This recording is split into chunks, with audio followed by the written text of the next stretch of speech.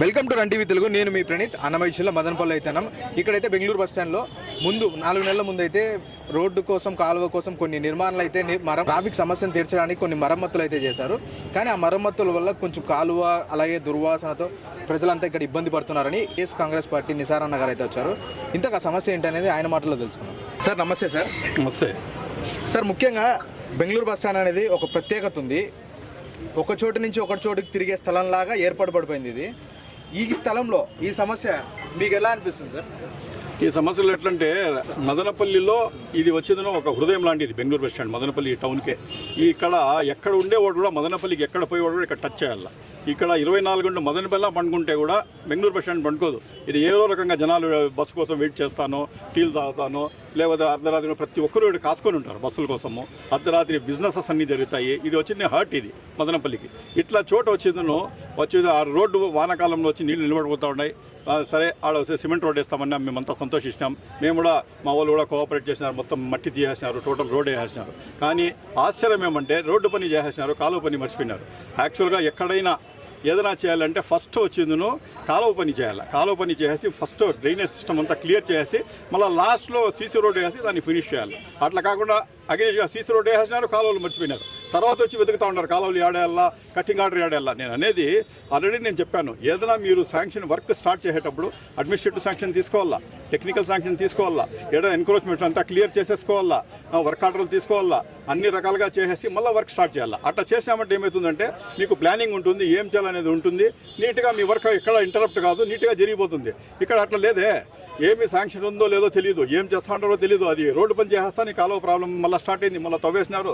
దగ్గర 3 నెలలు 2 నెలలు 3 నెలల నుండి ఇక్కడ ఎంతమంది ఈ దుర్వాసనకు చాలామంది వ్యాపారాలు క్లోజ్ చేసినారు. ఈ ఉండే దోమలు దానికంతా వీళ్ళు ఎక్స్పోజ్ అయిపోయి వీళ్ళందరికీ హాస్పిటల్ పాలవుతూ ఉన్నారు.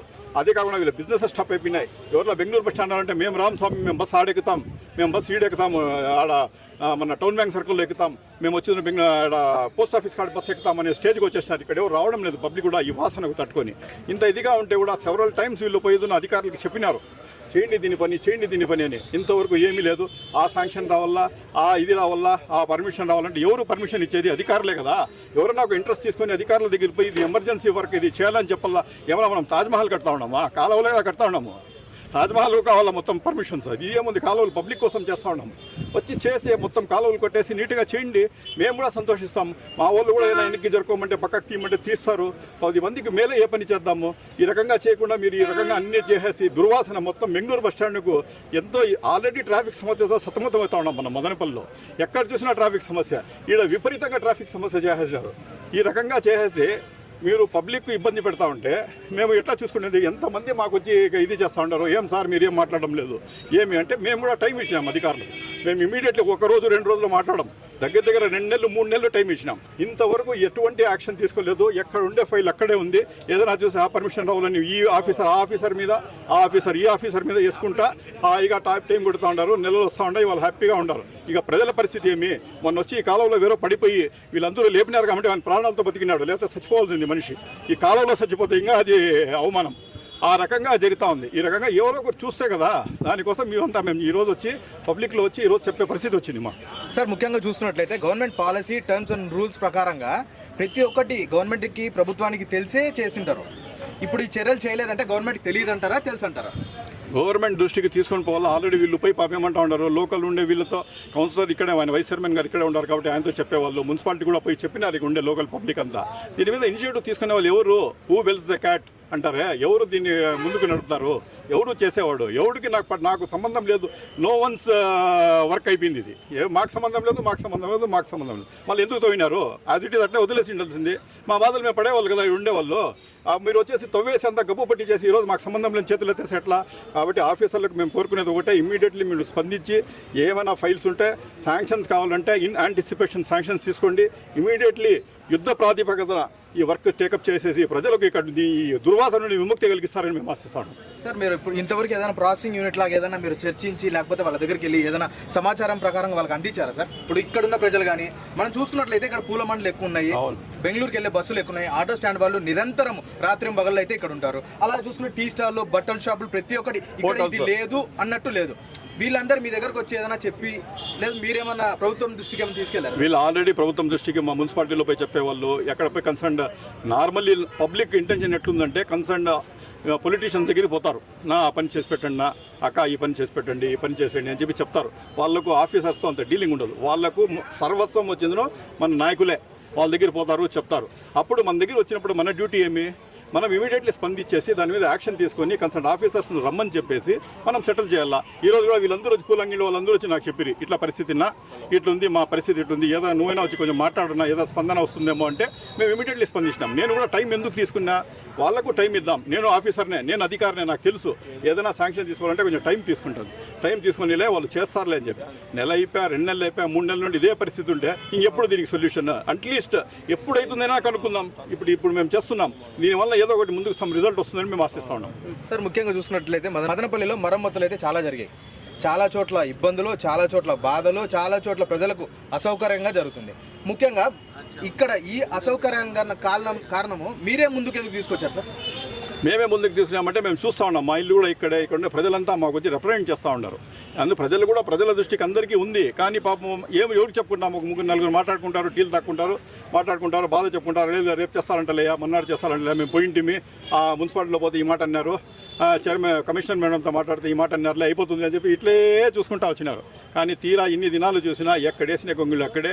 ఏదైనా జరిగింటే కూడా ప్రజలకు చెప్పండి. మీరు వచ్చి పబ్లిక్గా లేదు మేము ఆల్రెడీ శాంక్షన్ చేసేసినాము, మేము చేస్తామంటే సరే ఇక్కడ వచ్చి చెప్పండి. మేము అదే కోరుకుంటున్నాం. మేము చేయలేదని మీకేం చెప్పలేడం లేదు, మీ మీద మేమేం కంప్లైంట్ చేయడం లేదు. మేము కోరుకునేది ఒకటే, మీరు శాంక్షన్ తీసుకొని వర్క్ చేసే పాటైతే పబ్లిక్ వచ్చి చూడండియా, ఇంకా 15 రోజుల లోపల మీరు మొత్తం కంప్లీట్ చేస్తామని కమిట్ అయిపోండి. 15 లేదు, నెల లోపల కంప్లీట్ చేస్తామని కమిట్ అయిపోండి. ఏదో కమిట్మెంట్, కానీ ఏమీ చెప్పకుండా ఏమీ చేయకుండా అంటే వీళ్ళు ఎట్లా భరించేది దీన్ని?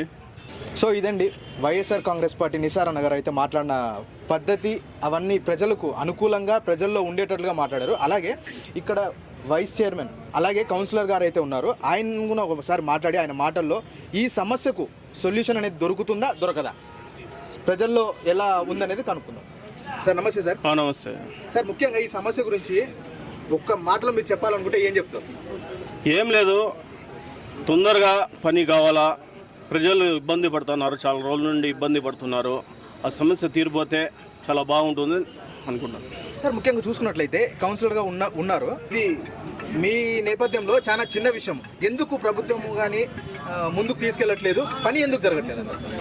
పని అంటే ముందు రోడ్ వేయాలని రోడ్ వేసినారు. రోడ్ వేసిన తర్వాత అందరూ సంతోషించినాము. మళ్ళీ ఈ అధికారులు వచ్చినారు, ఈ డ్రైన్స్ కాలు వర్షం పడితే డ్రైన్స్ కాలు నీళ్ళంతా ఇట్లా పోవాలా, ఎలా పోవాలని వాళ్ళకి ఐడియా రాలేదు. ఇట్లా చేయాలని తవ్వేసి పెట్టేసినారు. దానికోసము ఇప్పుడు దానివల్ల ఇబ్బంది పడతా అనేది జనాలు, అధికారులు కాదు. జనాలు ఉండే షాప్ వాళ్ళు కానీ, పూల షాపులు ఎక్కువ ఉన్నాయి ఈడ. అందరూ ఈడ నెహ్రూ బజార్ పోవాలంటే కానీ పెద్ద పెద్ద షాపులు ఉన్నాయి, జనరల్ స్టోర్స్ అన్నీ ఉన్నాయి. వాళ్ళు పోవాలంటే కానీ ఇబ్బంది పడుతున్నారు, వాళ్ళు బండ్లు పోవాలంటే కానీ ఇబ్బంది పడుతున్నారు. చాలామంది ఈడ ట్రాఫిక్ సమస్య వల్ల కొట్లాడుకుంటారు, మాకు తగిలింది బండి, మీకు తగిలిందని. సార్ ముఖ్యంగా చూసుకున్నట్లయితే గత 3 నెలల నుంచి సమస్య అయితే జరుగుతుంది. ఇక్కడ మీరు కౌన్సిలర్గా ఉన్నారు, ఇక్కడ ప్రజలు మీ దగ్గరకు వచ్చి ఏమని వాపోతున్నారు, మీరు వాళ్ళకి ఎట్లా సమాధానం ఇస్తున్నారు? చెప్తారు జనాలు వచ్చి, మీ మున్సిపాలిటీ ఉంది కదా, మీరు చేపించాలా కదా ఇదని చెప్తే మేము కానీ అధికారులకు ఫోన్లు చేసి చెప్తున్నాము, కొంచెం భిన్న చేపిస్తే బాగుంటుంది. జనాలంతా చాలా ఇబ్బంది పడుతున్నారు ఈడ బెంగళూరు బస్ స్టాండ్లో కానీ, షాప్ వాళ్ళు కానీ, పోయేవాళ్ళు వచ్చేవాళ్ళు ట్రాఫిక్ సమస్య కానీ ఎక్కువ అయిపోయింది మేడం, చేయించండి అని చేపించేసాము. R&B మనము పర్మిషన్ తీసుకోవాలా, రోడ్ కటింగ్ చేయాలా అని ఇట్లే చెప్తున్నారు, కానీ సమస్య తీరలేదు. సార్ ముఖ్యంగా చూసుకున్నట్లయితే అక్కడైతే 4-5 షాపులు రోజులు ఉన్నాయి. వారు ఏ విధంగా ముందుకెళ్తున్నారు సార్? ఒక పూట పని చేయందే పూట గడవదు. అలాంటిది వాళ్ళకి ఎలా జీవితం కలుగుతుంది సార్? భరోసా ఎట్లా కలుగుతుంది సార్? ఇప్పుడు కడుపు బాధ ఎవరికి ఉంటుందో వాళ్ళకి తెలుస్తుంది బాధ. ఏమంటే వాళ్ళే ఉన్నారు కదా, వాళ్ళ ఫ్యామిలీ అంతా ఉంటుంది, పిల్లలు అంతా ఉంటారు. వాళ్ళు ఇంటికి పోయి ఏమన్నా పొద్దున్న నుండి సాయంత్రం వరకు కూలీ పని వ్యాపారం చేసుకుని పోతే ఏదో సంపాదించుకొని పోయి వాళ్ళు ఇంటికి పెడతారు. దానికోసం ఇప్పుడు 5 షాపులు ఆడ క్లోజ్ ఉంటే వాళ్ళు ఇబ్బంది పడతారు ఖచ్చితంగా. ఏమంటే మా పిల్లలకి ఏం పెట్టాలరా అని వాళ్ళు ఆలోచిస్తారు. వాళ్ళ బాధ వాళ్ళకి తెలుస్తుంది. నిజంగా మనం చూసుకున్నట్లయితే నిసారన్న గారు లేకపోతే కౌన్సిలర్ గారు చెప్పినట్లు ప్రజల్లో సమస్యలు ఇక్కడ ఉన్నాయా లేదా నిజ వాస్తవాలు ఏందని ప్రజల్లోనే మాట్లాడతాం. కాలువ తవ్వేసి మీకు ఇన్ని దినాలు అయింది, మీకు ఏమైనా దీనివల్ల ఇబ్బంది ఉందా? కష్టం ఉంది సార్. ఇప్పుడు చూసుకున్నట్లయితే కౌన్సిలర్ గారు ఏం చెప్పారంటే అన్న, మీకు ఇక్కడ రద్దీగా ఉండడంతో వాహనదారులు గుద్దుకొని గొడవలు జరుగుతున్నాయని చెప్తారు. ఇది ఎంతవరకు వాస్తవం? కరెక్టే జరుగుతూ ఉన్నాయి. పట్టడంలే ట్రాఫిక్ ఇబ్బంది అయిపోతుంది. ఇంకా చూసుకున్నట్లయితే ఈ కాలువలు కానీ దీనికి కానీ మీరు ఈ వాహనాలు ఎలా నడుపుతున్నారు? ఏం సైడ్లో ఆడ ఈడ పెట్టుకొని తోలుకుంటున్నాం. అంటే ఇప్పుడు పోలీసులు వచ్చి వాళ్ళు ఏం చర్యలు తీసుకోవట్లేదా? పోలీసు వాళ్ళు ఏం చేస్తారు, వాళ్ళు గమ్మున ఉండిపోతారు. అంటే మీకైతే ఆటో యూనియన్ అయితే ఉంది, ఆటో యూనియన్ వాళ్ళు అంతా డిస్కస్ చేసి ఏదన్నా ప్రణాళిక కానీ నివేదిక కానీ తీసుకున్నారు? చేస్తామంటే 2 నెలలు 3 నెలలు అయిపోయింది. అది 3 నెలలు అయిపోయింది. చేస్తామంటున్నారు. చేయలే.